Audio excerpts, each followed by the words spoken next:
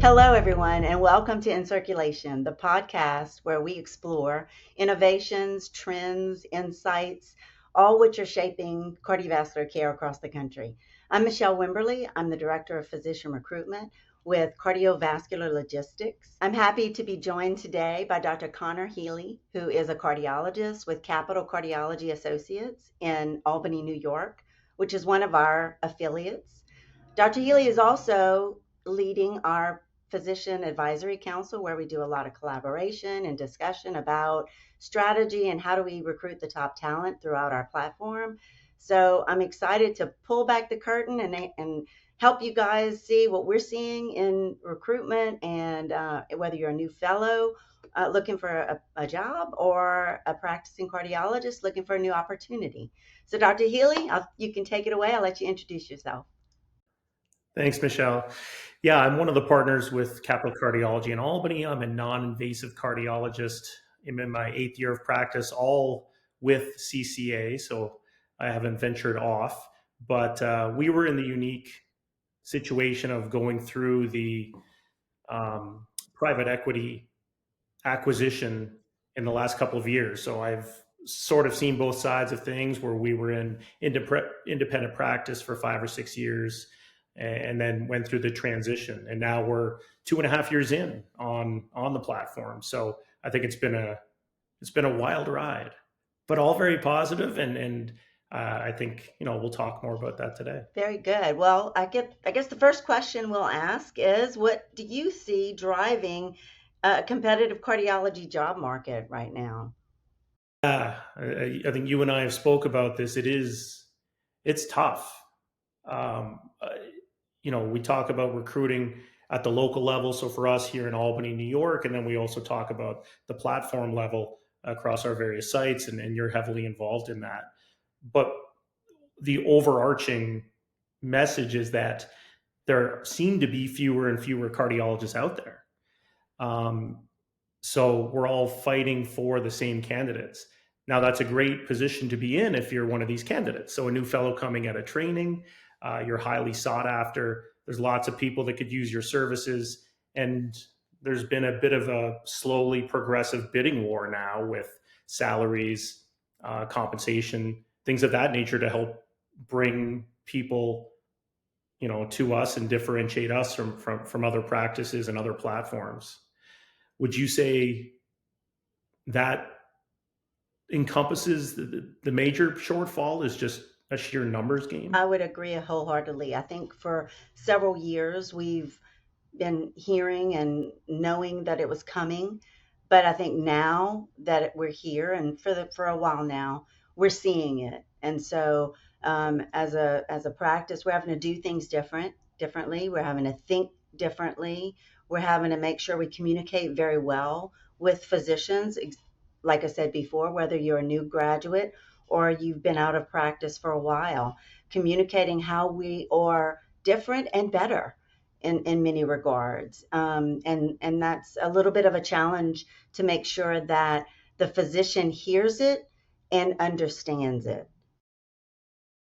Yeah, absolutely. I still remember as a fellow, I think fellows grow up in this environment of hospital-based medicine, right? That's how the residency and fellowship and training process develops. So really that's, for the most part, the only culture In fact, I remember I was very lucky. My mentor in cardiology was older and had a wealth of experience and knew a lot about private practice, because most of us who were looking for jobs were looking at hospitals. We didn't know any better. So he really opened my eyes to the benefits of going into private practice and some of the things to ask on the interview trail, or some of the things to prioritize, perhaps. The first year salary, for instance, we all think about that. That's very important, right? Compensation, it's a job, you want to get paid accordingly. But what is the track to partnership? What is the path for future growth of that salary? What is the opportunity for bonus? Those are things that I wouldn't have necessarily thought of. I think candidates coming out now are a little bit more savvy when it comes to career planning and education, but by no means are they fully polished, as none of us are. We don't get any sort of that formal training in fellowship. So it's incumbent on all cardiologists, whether it's hospital based, private practice, platform based, to provide that education for people, to answer questions, to provide the information that they don't even necessarily know to ask, to help differentiate us and I provide the agree with guidance. you. I've talked to a lot of physicians over the years, so as you have as well. And certainly the biggest question that gets asked, or I think a lot of times, is going to be, what is my call and what is my compensation? And there's so much more that they need to understand through that process of interviewing. It's so important for fellows, especially, or a practicing physician, to really get to know the practice that you're joining so that you're aligned. Those are some things that I talk to the physicians about. And then I think you're right. Knowing what's going to make you happy, understanding the difference between hospital based and private practice. Because certainly, if you really do want to be in an academic setting, then you should go that route. Not you, obviously, that physician, should go that route so that they are happy and fulfilled. And so hearing from both sides is very important, especially the practice, because when you are a fellow working and training in a university setting, you might just hear one side. So being very open-minded to Mhm. what the opportunities are, and it's a lot what you said. It's not just your compensation coming into the position, but what is your compensation going to look like long term? What's your income potential? In addition to that, I think you have to know as a physician whether the volume is there. Are you going to have an opportunity to learn and grow because you're seeing a good number of patients, which will also could affect your compensation as well. And just the day to day. So yes, your call, what does your after hours look like? But what is your day to day going to look like? Are you staying there until 10 Mhm. o'clock because you don't, PM, I'm saying, because you don't have the support of other clinical people around you and to help you out? So there's so much more for the physician to learn and understand before those decisions are made. And I tell you what, learning a lot earlier in the process is so important. Visit the practice, talk to the physicians, and really get to know them so that you know what you're getting into. I agree with everything you said. Yeah, you touched on the work life balance, right? It doesn't matter how much you get paid if you're expected to slog through 12 hours a day of work and take call every other weekend. Well, that's not worth it for most of us, right? And I think this generation, I'm not that old, but I'm not that young. I'm sort of in the middle. I bridge the gap, I suppose, between the older crew, who many of them are workaholics, and then the younger crew coming up now, who really, again, prioritizes time off. They've got a lot of interests. Uh, they don't want to be doing a ton of tasks and things on their free time. They're willing to work very hard. So, to your point, finding that balance, and that's something that I don't think a lot of jobs talk about and a lot of people talk about on the interview trail. Um, I, I make that a priority when I first meet. I tour most of the candidates in our practice. We meet, sit down, have a coffee, and that's really what we chat about from day one. But throughout the day, my favorite part of hosting candidates is the recruitment dinner that we have, because that's a great opportunity for the candidates to meet the other physicians in the practice. Sometimes the spouses come so they can hear about, okay, is he really coming home at 5 o'clock or is he coming home at 10 o'clock?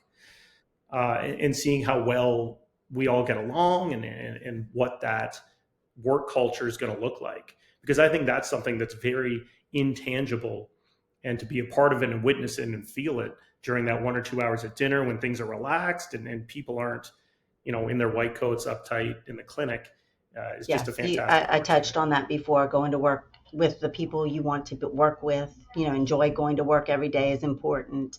And I agree. You mentioned, touched on the differences of today, where the physicians coming out, they do want a balance of work and life and whatnot. A lot of people say happy wife, happy life, and I say happy spouse, happy house.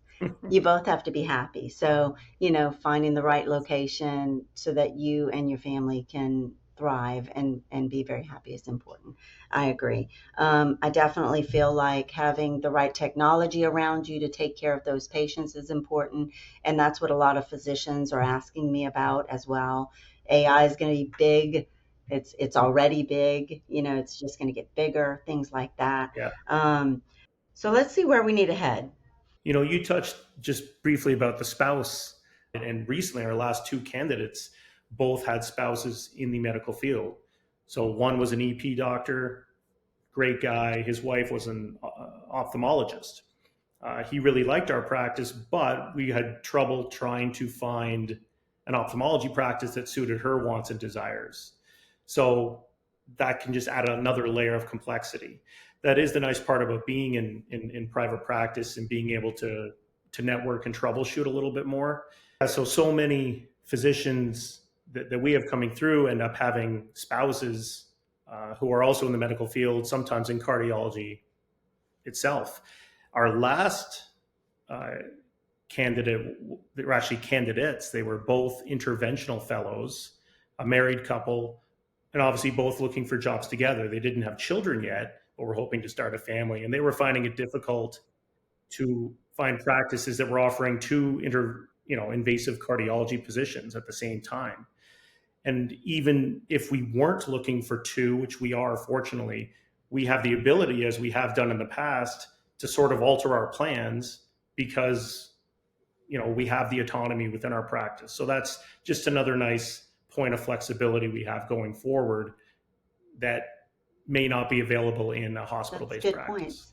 I'm going to put you on the spot a little bit if you don't mind. And I'm just wondering if you could throw out some advice to any physician about how to build a practice, maybe the do's and don'ts that they should think about when they are starting. What I like to say is physicians across the board are getting this wonderful, great training. But is anybody really talking to them about the importance of building your practice and the things to do that will help you be successful in your practice? Do you want to talk a little bit about that? Yeah, sure. I'll harken back to my mentor again, who mentioned the three A's of available, affable, and accommodating. So when you're a new physician, you have no reputation really, right? You're the new guy on the street, especially if you're practicing in a different location than you trained in. So getting your name out there, being available. A couple of our partners, when they started, every single patient in the hospital they saw, they would leave a business card, whether or not they were just rounding for the day or not, just to get their name out there. And maybe they had a positive encounter, and maybe a family member was looking for a new physician. Affable, right? You want to be engaging, you want to be helpful, you don't want to be standoffish. When a consultant calls with a consult that may be a little silly, yes, thank you, I'd love to see that patient. By the way, it pays the same, so uh, take it and run. And then accommodating. So when patients need to be seen in your practice and you have a full slate on your schedule, staying 15 minutes late to add on a patient who's not feeling well. Those are little things that go a long, long way in building patient confidence and trust. And again, from my own experience, Albany was new to me. So I was that new kid in town. And now I'm 8 years in, and word of mouth has really spread significantly. And that's how I build most of my new patients. It's not from random referrals from community-based physicians. It's physicians who now know me and trust me and maybe like the way I practice, or family members who have had positive experiences. So it takes a while, but relatively common sense things. Just being a nice person, Yeah, being there for I people when they. agree. Some of it is common sense. I've heard it also talked about just what you learned in kindergarten, Yes. being nice. Yeah. Let's not forget about the nurses too, and even the fellows, right? The fellows and residents, they're going to be your future colleagues and maybe people you try to recruit. So don't talk down to them. Right. And I think we've all seen it, both sides. So, Absolutely. We say it yeah, all the time, don't we? Cardiology is such a small world. At some point you may either be working yeah, together or in the same area or possibly quite possibly referring to one another, right? for a certain specialty. So it's certainly important. 100%. And that may springboard into something, Michelle, you and I have spoke about on the recruiting trails, this Oh boy, phenomena yes. of ghosting, something from the dating world. It's been very I mean, interesting for me, having have a physician who seems to be very interested and communicates, and so you think, well, surely, and maybe even come in for a site visit. The site visit went well, so you're not, there's no question there. But then when there's a follow up on our part, for the physician not to respond and just look, I know physicians are busy, especially actually while they're training or in practice. And so we try to be very respectful of the physician's time. But at the same time, at some point, it's just good practice to have integrity and respond and say, I've made another choice or I've decided to go in with another opportunity. I, I think it would go a long way for physicians to remember that. Which actually brings me to another point. If a physician is interviewing and the practice is not going to be transparent or not share information, there's likely a red flag to stay away from. So that's some advice that I give to physicians that I'm talking with also. yeah, absolutely. That's a great point. The couple I was referencing had that problem uh, on our phone interview. They said, "This is far and away the most information's anyone shared over the phone." And I said, "I thought we were just having a regular, fairly superficial conversation about the practice." So variable degrees of Absolutely. transparency, I I'd guess say. that brings me into the next segment, which might be that we talk a little bit about what sets CVL apart from other practices. Certainly Mhm. having the collaboration and all of us working together. So, do you mind talking a little bit about that and explaining that to physicians? Yeah, I think I'll start with how we joined Yeah. CVL. Again, I was 4 or 5 Hmm. years into my practice, so I was a partner with our group, and we are a very big practice, 35 cardiologists.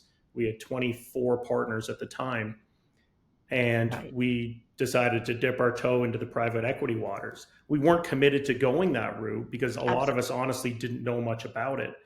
And the younger group of partners were a little bit apprehensive just because I think there is this overarching question about private equity and what's involved and is it in the best interests of physicians and their patients. So we had hired an investment banker. We went through a really rigorous process. We must have interviewed 15 or 16 different platforms and ultimately brought in three finalists to make their full pitch, one of which, of course, was CVL. And I think that the thing that stood out most with CVL among our group, which is why we ultimately chose them, is it really felt like a family more than a business. And I know David Connor, our CEO, always talks about how this is a physician led practice. It's not run by the suits. And that's really important for us. Number one, we want to maintain autonomy in our practice. So CVL from the get go has said, listen, you guys know how to run your Hmm. practice. You've been doing it successfully for years. That's why we're interested in partnering with you. Why would we come in and mess that up? And they've been true to their word. We're now 2.5 years in.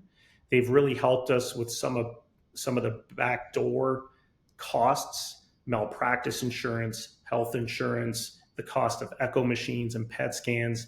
All of that we can now scale with the buying power of CVL as a platform. So costs got cut immediately. And now we're just growing and we're able to use some of those resources and some of the knowledge from the other practices. So shared information has been great. We've got a unique thing at our practice, the enhanced cardiac access, which is our walk-in clinic. People can walk in Monday to Friday, 8 to 4. You don't even have to be a patient, and you'll get seen and evaluated. And that's been a really huge success for us and a great avenue for recruiting new patients to our practice. Primary cares love it. They just send them right over. And it saves a lot of patients from going through the emergency room.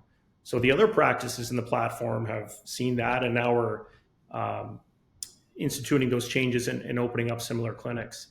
We did not have a vein clinic, and we learned from the other practices that this was a great opportunity to provide a service for our patients that wasn't available. So one of our physicians went down to New Orleans and trained with someone from one of the other practices, and we started that up, and that was very successful. So I could go on and on about the positives that we've experienced in going through this process, and I feel very comfortable now talking about it and confident in sharing those stories and alleviating fears and anxiety from new recruits, again, fellows or otherwise, who may have residual apprehension about private equity and what's involved with that. Revenue's grown, costs have gone down. When we get into the economics of it, we're ultimately talking about profitability, right? If you're going to run any practice, whether it's a mom and pop bakery or a cardiology practice, you need to be profitable. And CVL's helped us with that. As doctors, sometimes we don't have the greatest business acumen. We'd like to think we do. And some have a lot of that in their background, but having that knowledge and expertise and just the information sharing has been phenomenal. So, Dr. Healey, we have talked a lot about your practice in Albany, New York, but I also want to mention our practices in the other locations, which is going to be Cardiovascular Institute of the South in Louisiana and in Mississippi and Illinois. We also have First Coast Cardiovascular Institute, which is in Jacksonville, Florida. And then we have Clearwater Cardiovascular Consultants out in Clearwater, Florida. And then most recently, you mentioned our practice, which is Cardiology Consultants of Philadelphia. So lots of opportunities for physicians to be where they want to practice and be very happy there. So wanted to mention that to the group, to the listeners today. Absolutely. Just going back to our previous discussion about hospital, I was thinking about this the other day, hospital-based practice versus private care. One of our physicians had to have surgery recently, had a surgical complication, was actually hospitalized himself after, so he had to take a 4-week break. That can happen anywhere, right? But then he wanted to come back on a part-time basis, and we were able to restructure his schedule to fit what he wanted to do. Mornings only for a while. He was willing to do his weekend call, but didn't want to do the weekday call. So we were able to get those covered and kind of match his schedule with what he was willing to do. Conversely, my wife, who works for the big academic practice where I'm located, I hear nonstop about the layers of bureaucracy. So something simple, their front desk staff just turns over constantly. They don't get paid well. They lose them to fast food restaurants who pay higher. And they wanted to increase the pay, especially for one or two of the front desk staff they really liked. Well, that had to go through 6 different layers of approval and ultimately got shot down because the front desk staff had to be paid uniform across the entire hospital practice, and they weren't willing to do that. So not only did the request get shot down, but it took about 6 weeks to get the answer. And so they continually lose staff. Us, on the other hand, much like all the other practices on the platform, realize those front desk people, that's your first face, right? If you don't have a good encounter at check-in, check-out, puts a really bad taste in your mouth.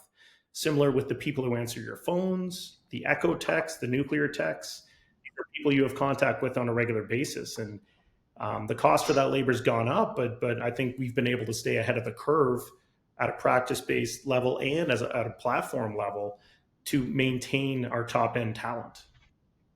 Mm-hmm.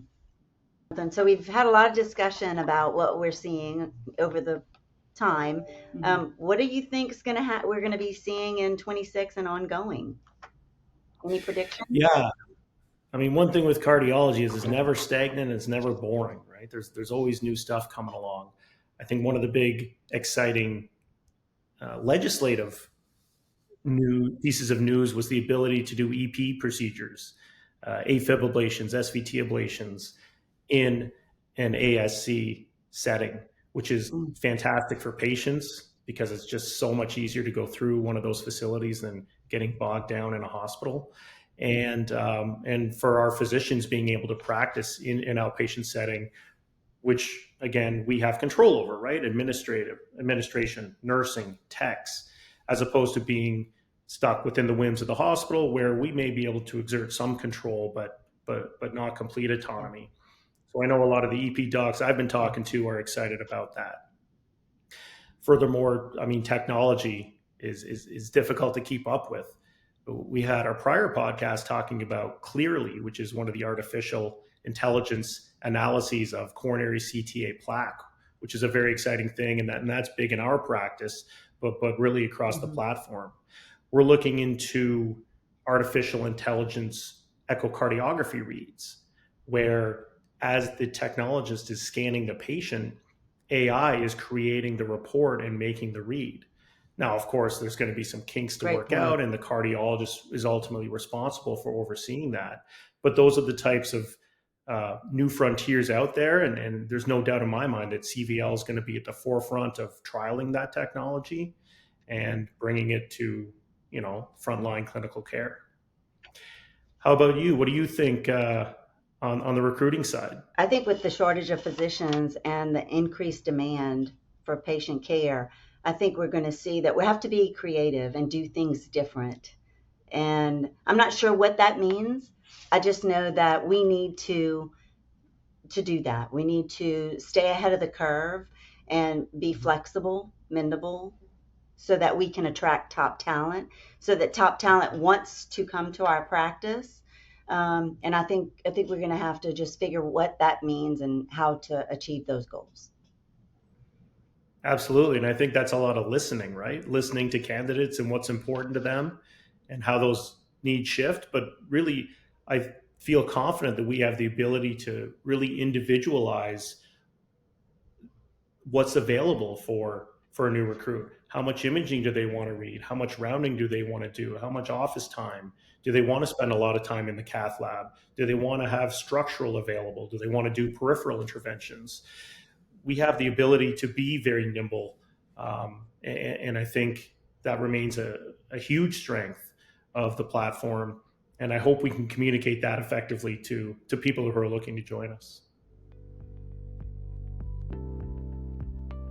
Thank you all for listening today and joining us on our podcast. Be sure to share and like it and join us for the next time we get together. Hopefully you learned something new today and enjoyed our conversation. Dr. Healey, thank you again. It was a pleasure working with you, as always. Thanks, Michelle. Happy New Year to you. Same to you. Bye-bye.